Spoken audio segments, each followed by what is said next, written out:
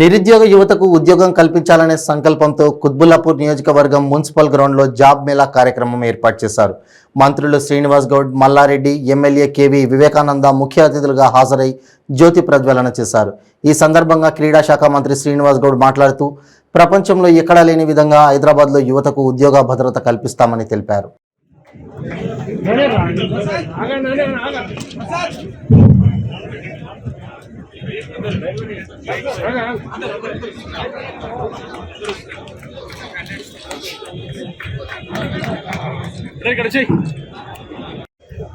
పెద్దల కోట వెంకటేశ్వరరావు గారు,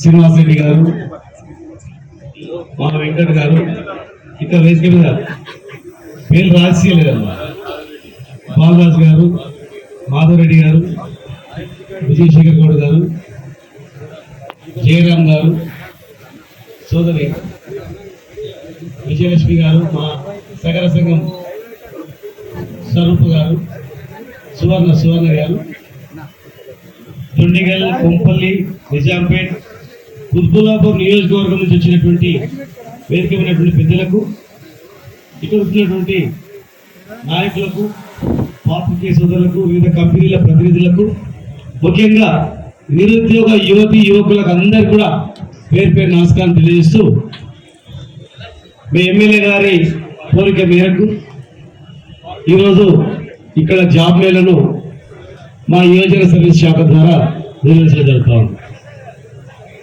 దయచేసి ఇక్కడ ఉన్నటువంటి నాయకులు సాయంత్రం వరకు ఉంటుంది, ఈవినింగ్ వరకు జాబ్ మేళ ఉంటుంది.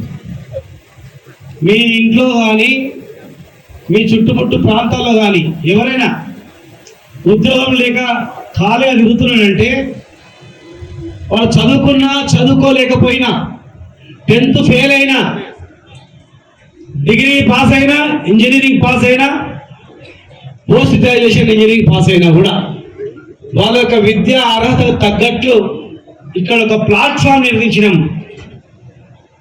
ఇక్కడ సాయంత్రం వరకు ఉంటారు.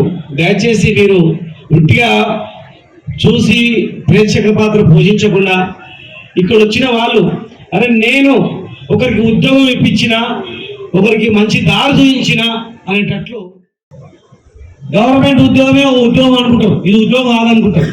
అమెరికా లాంటి దేశాల్లో గవర్నమెంట్ ఉద్యోగం చేయరు, ఎవరు ప్రైవేట్లో చేస్తారు.